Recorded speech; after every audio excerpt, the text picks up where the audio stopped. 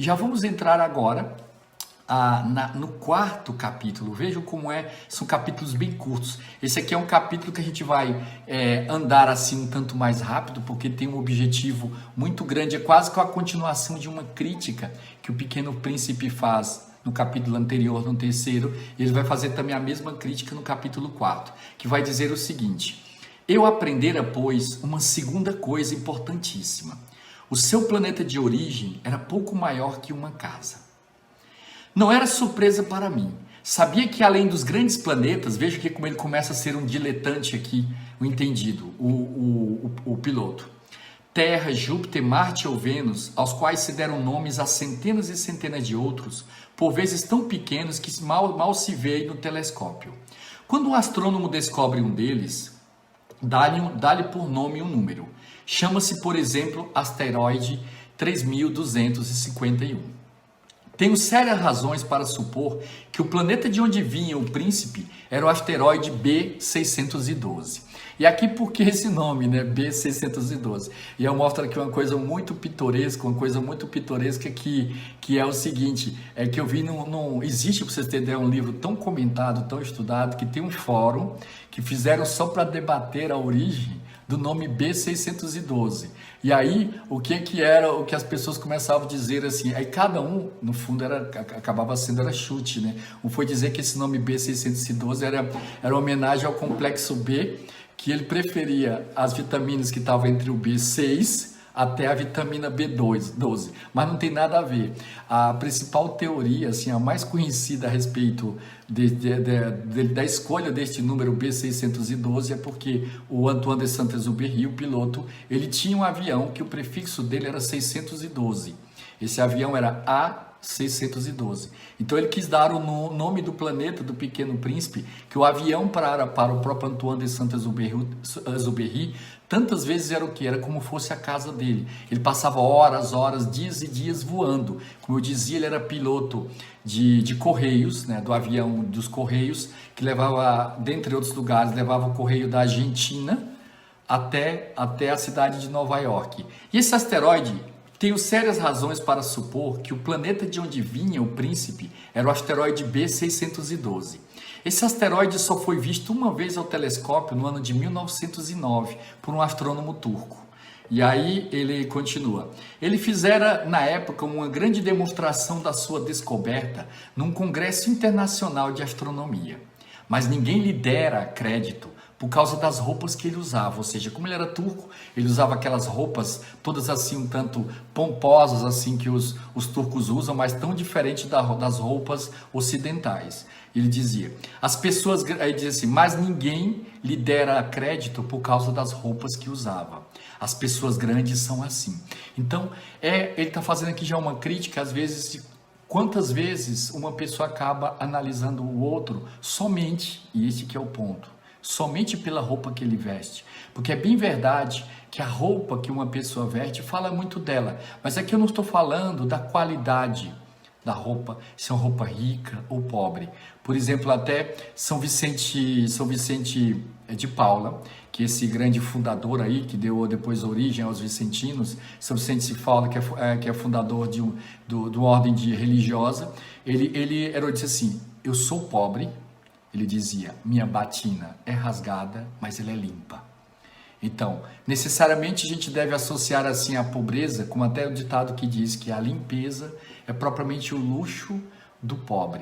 E aqui ele faz uma referência de que como ele era um oriental e usava roupas orientais, não usava o fraque, que era muito comum, o terno que se usava no fim do século XIX, então o que acontecia? Às vezes as pessoas não davam a verdadeira atenção àquilo que ele tinha descoberto. E aí depois ele vai dizer assim, felizmente para a reputação do asteroide B612, um ditador turco obrigou o povo, sob pena de morte, a vestir-se à moda europeia. O astrônomo repetiu sua demonstração em 1920 numa elegante casaca.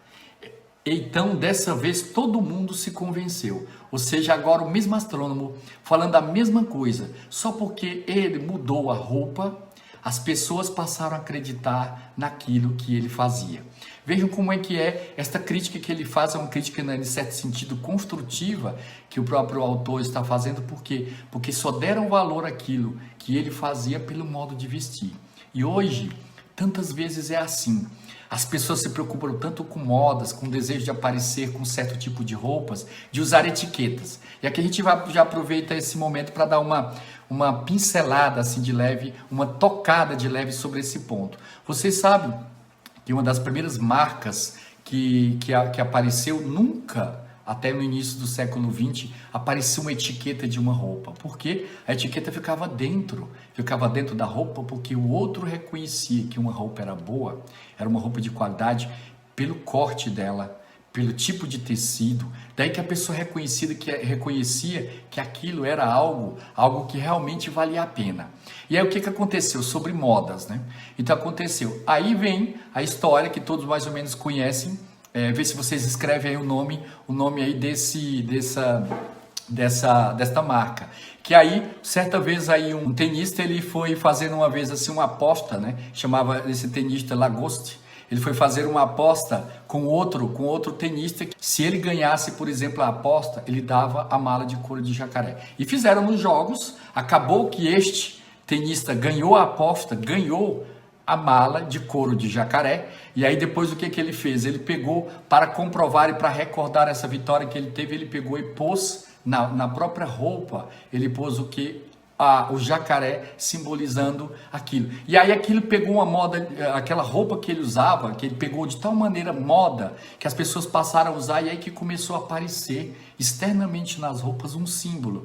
A própria pessoa compra uma roupa bem cara, ela paga esta roupa, ou melhor, paga esta roupa bem cara para fazer propaganda para o outro. Porque normalmente um outdoor, ou quando uma pessoa vestia uma camisa, ela estava recebendo algo para poder divulgar. Por exemplo, agora, no período da política, a pessoa às vezes ganha uma camisa, tudo vai fazer propaganda porque ela ganhou aquela camisa de outra pessoa. E aí, o que acontece? Nessa questão aí da moda, a pessoa que paga caro para justamente fazer uma propaganda de outra pessoa. Às vezes ela paga 2, 3, 4, 5 vezes o valor do produto para fazer propaganda. Veja o quanto de futilidade, com todo o respeito. Uma coisa é a gente poder usar algo bom, algo confortável. Outra coisa é a gente querer usar como uma pessoa pensa. E aí vamos aqui que está usando um celular desta marca famosa que eu quero fazer aqui propaganda. A pessoa pensa que usando aquele celular ou usando aquela roupa, ela adquire algo para dentro dela. E não é. A gente deve saber que justamente aquilo fica só exterior a ela, e uma pessoa, porque tem um celular da melhor marca possível, não quer dizer necessariamente que esta pessoa é um superior. E aí ele vem fazer toda esta crítica a essa preocupação com um falso status. E se nós somos seres sociais, a gente quer aparecer bem diante das outras pessoas, isso é natural, por isso que a pessoa se penteia, por isso que a pessoa às vezes, ela cuida, às vezes até da aparência com isso. O outro não tem direito de ver uma pessoa com cara às vezes sempre de sono, ou tão, possamos dizer assim, assanhada, uma pessoa assim, com trajes matinais, como é propriamente assim a expressão. O outro não tem obrigação, mas isto é algo diverso. Mas vamos continuar. Fizemos aqui este intervalo, já estamos aqui na metade da nossa live, daqui a pouco vamos encerrar e queremos dar continuidade a isso. E aí que ele olha a crítica que ele vai fazer. As pessoas grandes adoram os números. Quando a gente lhes fala de um novo amigo, olha o que ele vai dizer. Quando a gente fala de um novo amigo, elas jamais se informam do essencial. Aqui vamos fazer uma referência ao que é essencial. Eu, por exemplo, na minha família, através da formação dos meus filhos, eu procuro dar para eles aquilo que é essencial, aquilo que eles realmente necessitam. Vejam deles. Quando a gente lhes fala de um novo amigo, eles jamais se informam do essencial. Não perguntam nunca, qual é o som da sua voz? Quais os brinquedos que prefere? Será que ele coleciona borboletas? Mas perguntam, qual é a sua idade? Quantos irmãos tem ele? Quanto pesa? Vejam que ele está fazendo essa analogia entre dois padrões, entre dois tipos de vida. Uma é aquela pessoa que faz a pergunta, qual o som da voz? Quantas vezes a gente poderia saber de outra pessoa isso? A pessoa diz, olha, encontrei tal pessoa, ela tem uma voz cantada, ela tem assim uma voz grave. É muito mais interessante para a gente descrever se é gordo, se é magro, se é alto, se é baixo. Ou muito mais ainda como ele vai fazer as críticas aqui. Se a pessoa tem dinheiro ou não tem dinheiro, se a pessoa está com um belo sapato ou está com um sapato feio. Esse aqui é o ponto. E ele vai dizer, e outra pergunta, quanto ganha seu pai? Ele está mostrando, por exemplo, entre duas crianças se encontrando, uma perguntando, quanto ganha seu pai? Somente então eu vi que elas julgam conhecê-lo. Se dizemos às pessoas grandes, vi uma bela casa de tijolos cor-de-rosa, gerânios na janela, pombas no telhado. Vejam como é um modo diferente da gente compreender essas três coisas, né? Vi uma bela casa de tijolos cor-de-rosa, gerânios na janela e pombas no telhado. Elas não conseguem, de modo nenhum, fazer uma ideia da casa. Ou seja, se eu descrever isso, que é apenas uma coisa externa, que é os gerânios que estão na casa, se é também os tijolos que são cor-de-rosa, a pessoa não consegue descrever por quê? Porque ela quer saber se a casa é grande, se a casa é pequena, ou se está no bairro bom ou no bairro ruim. Depois vai dizer, elas não conseguem de modo nenhum fazer uma ideia da casa. É preciso dizer-lhes, vi uma casa de 600 contos. A gente diz que a pessoa mora numa casa boa quando é uma casa de milhões, né? Então elas exclamam, que beleza. Assim, se a gente lhes disser a prova de que o príncipezinho existia e que ele era encantador, era que ele ria e que ele queria um carneiro. Essa era a grande prova da existência do Pequeno Príncipe. E quando alguém quer um carneiro, é porque existe. Eles darão de ombros e nos chamarão de criança. Mas se dissermos, o planeta de onde ele vinha é o asteroide B612, ficarão inteiramente convencidas e não amolarão com perguntas. Elas são a si mesmo. Ou seja, é o valor que as pessoas dão aos números. E aqui vem, por exemplo, um exame de consciência que cada um de nós que tem que fazer para a gente compreender o quanto às vezes eu olho as pessoas, o quanto às vezes eu educo os meus filhos, a quantas vezes eu educo, eu falo e eu analiso as pessoas justamente por este critério. É preciso não lhes querer mal por isso. Ele, quanto criança, vai falando. As crianças devem ser muito indulgentes com as pessoas grandes. É interessante o método que é usado pelo Antoine de Saint-Exupéry, tratando deste livro, por quê? Porque ele pega e faz com que a pessoa entre dentro do personagem e que cada um de nós volte a ser criança, a gente como que adquira os olhos dele, do Antoine de Saint-Exupéry, a gente adquire os olhos dele e a gente passa a também ver os adultos deste mesmo modo. Por isso ele vai dizer, é preciso não lhes querer mal por isso. As crianças devem ser muito indulgentes com as pessoas grandes. Mas nós que compreendemos a vida, nós não ligamos aos números. Gostaria de ter começado esta história à moda dos contos de fada. Teria gostado de dizer. Era uma vez um pequeno príncipe que habitava um planeta pouco maior que ele e que tinha necessidade de um amigo. Para aqueles que compreendem a vida, isto pareceria, sem dúvida, muito mais verdadeiro. Aqui aproveito e conto um fato de um livro muito interessante para as pessoas que querem conhecer um pouco assim da história do Brasil, como é que era a vida no Brasil antes da década de 30, a vida assim da sociedade cafeira de São Paulo, que eles vai contando assim, é um autor chamado Travassos, ele escreveu 2 livros, um era nos meus tempos de criança, e outro livro também assim, nos meus tempos de mocinho. Ele escreveu esse livro e ele conta um fato para a mãe dele, que a mãe dele tinha o telefone, era aqueles telefones de ramal. Eu cheguei a pegar ainda dessas cidades pequenas, da qual usava o telefone de ramal, da qual a pessoa tocava e a ligação ia passando de um para o outro. E aconteceu que os ramais que haviam naquela região toda, ela quando precisava ligar para uma parente e tudo, ela dizia o nome da pessoa. E em determinado momento, o que aconteceu? A companhia da região trocou, e não mais ela quando precisava falar com a Maria, com a Francisca, com a Joana, ela chegou a dizer assim, ela ligava para a central e dizia, eu quero falar com a Joana. Ela falou, qual o número dela? Aí ela falou assim, não sei, eu quero falar com a Joana. E ele disse, não, você precisa me dizer o número. E a mãe dele, até o fim da vida, não aceitou usar número. Porque dar número para uma pessoa é como que reduzi-la. Infelizmente hoje nós, às vezes, o que somos? Somos o número do nosso CPF, somos o número do nosso RG. E o conceito de personalidade, o conceito de sociabilidade foi se perdendo. Então, vejam como é tantos pontos para a gente analisar assim a respeito da inocência, o quanto a sociedade de hoje destrói dentro da nossa vida tudo isso que estamos vendo.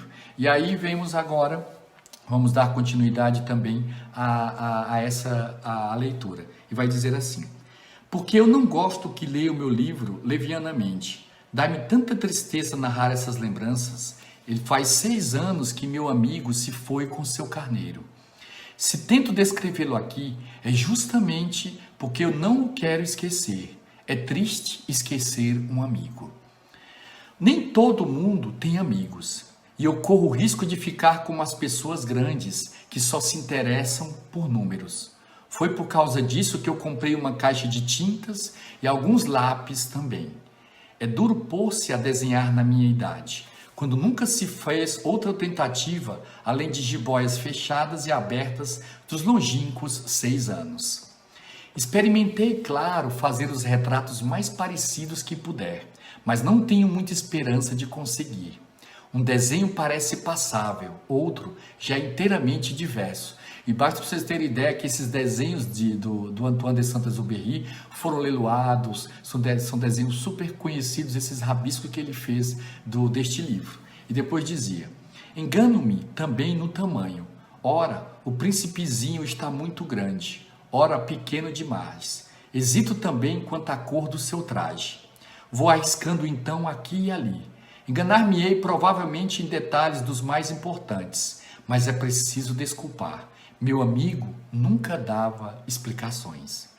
Julgava-me talvez semelhante a ele, mas infelizmente não sei ver carneiro através da caixa. Sou um pouco como as pessoas grandes. Acho que envelheci. E aí é interessante a gente às vezes se perguntar: será que eu envelheci? Será que nós que estamos aqui, independente da idade, se eu tenho 50, 40, 30, 20 anos, se eu tenho 10 anos de idade ou se eu tenho 80, há um modo de saber se eu envelheci ou não. Uma vez, fazendo até esta aplicação para o moço João, porque era coisa muito curiosa, o moço João sempre, ele já contando aqui depois, até mesmo do AVC, ele disse que não lembrava de várias coisas assim do passado, mas ele sempre tinha metas. E aí um autor comentava o seguinte, tinha um autor que dizia o seguinte, que como é que a gente sabe que a gente envelheceu? É quando nossas lembranças são maiores que as nossas metas. Porque quando uma pessoa deixou de ter metas em relação ao futuro, é em certo sentido porque ela envelheceu.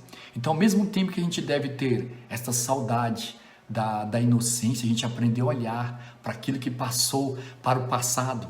Mas esse passado deve servir para quê? Para que nós possamos construir cada vez mais o nosso próprio futuro. Este é que é propriamente o intuito de uma pessoa que rememora o seu passado.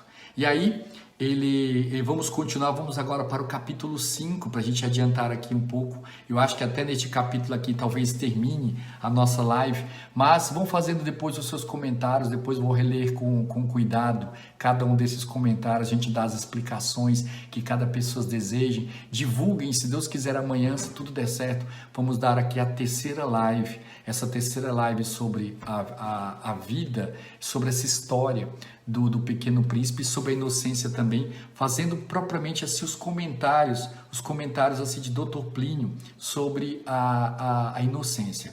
Vejo também aqui propriamente um outro comentário de Dr. Plínio. Ele vai dizer assim: e então, com muita frequência, de mais ou menos de maneira explícita, o menino pensa, tudo isto é espuma. Porque quantas vezes a gente dizia que a pessoa que é inocente, às vezes a gente vai dizer que a inocência é algo feito para morrer, é algo feito para deixar de existir, mas não é. E às vezes pode passar na cabeça da pessoa que vê a inocência, vai dizer o seguinte: tudo isto é espuma, são bolhas de sabão. Veja o outro lado, o valor e a grandeza, e a pessoa começa a desviar o olhar. Ela vai dizer o seguinte: veja o outro lado, o valor e a grandeza das coisas materiais. Aqui está o prodígio. Veja como é que as pessoas começam a trocar. Uns vão dizer assim: a riqueza, a fama, mais adiante a beleza física, com todas as formas de prazer. Veja a vida de louco que você vai levar. Você vai ser um faquir, você vai ser um eremita, você corre atrás de uma quimera. As pessoas começam a dizer, apresentar o que as coisas valem pelo seu valor, possamos dizer assim, o valor que tem de um metal, se é de ouro, se é de prata, se é caro ou barato. Eu até recordava ontem essa frase que dizia assim, que quando, por exemplo, a gente tem algo que para poder a gente adquirir precisa de muito dinheiro, o próprio autor dizia assim, essas coisas assim são de pouco valor, porque as coisas assim que a pessoa ao longo da vida vai valorizar muitíssimo mais é o que aquilo que às vezes tem pouco valor. Eu comentava há pouco, alguns devem ter visto um vídeo que fizemos, eu gostava sempre de recordar a história de Helen Keller. Helen Keller, essa criança, outra live também dá para ser feita sobre Helen Keller, tem todo um texto preparado sobre Helen Keller. Quando a gente terminar aqui a sequência do Pequeno Príncipe, a gente pode fazer também uma sobre Helen Keller. Só sei que Helen Keller, essa criança, ela, ao ano e 7 meses, mais ou menos, ela pegou uma febre muito forte, ela ficou cega e surda. Então foi crescendo assim desse modo, ela nasceu normal, mas depois ela perdeu, não tinha recordação nenhuma. Depois tem a história da professora que foi cuidando dela, tudo. Resultado final, essa professora foi ensinando ela de tal modo que ela foi a primeira deficiente auditiva e deficiente visual a se formar. Ela, depois que se formou, ela foi dando conferências para o mundo inteiro, aprendeu a falar também, e ela teve no Brasil. Quando ela teve no Brasil, teve no Rio de Janeiro, no Instituto dos Cegos, ali próximo do bairro Laranjeiras, e ela teve também no Hospital das Clínicas em São Paulo. E quando ela esteve no Hospital das Clínicas, lá fizeram para ela uma pergunta bem brasileira. Fizeram essa pergunta assim, muito brasileira, a Helen Keller, que a pergunta dizia o seguinte, eles faziam uma pergunta, se Deus lhe desse 5 minutos para que você voltasse a ver, se desse 5 minutos para que você voltasse a ouvir, o que você pediria a Deus? O que você pediria a Deus para ver? E Helen Keller respondeu na hora. Ela disse o seguinte, eu pediria para ver uma flor, um sorriso de uma criança e um pôr do sol. Vejam que bonito, uma flor, um sorriso de uma criança e um pôr do sol. Ou seja, aquilo que às vezes num relance de olhar, nós quantas vezes contemplamos e às vezes nós às vezes não damos a devida atenção. Por isso o Dr. Plínio fazia um comentário a respeito da cidade de São Paulo, que tem tantos belos pôr do sol, também no centro do Brasil, Brasília, o centro-oeste, todos os seus lugares, tem os pôr do sóis lindíssimos. O Dr. Plínio comentava o seguinte, que São Paulo, a cidade de São Paulo seria julgada pelos seus pôr do sóis. Por quê? Porque porque devido a ter tanta beleza, e às vezes as pessoas se preocupam tanto mais para olhar para as coisas do mundo, para um carro que passa, às vezes para um apartamento que está do lado, sem necessariamente olhar o que? A beleza do pôr do sol.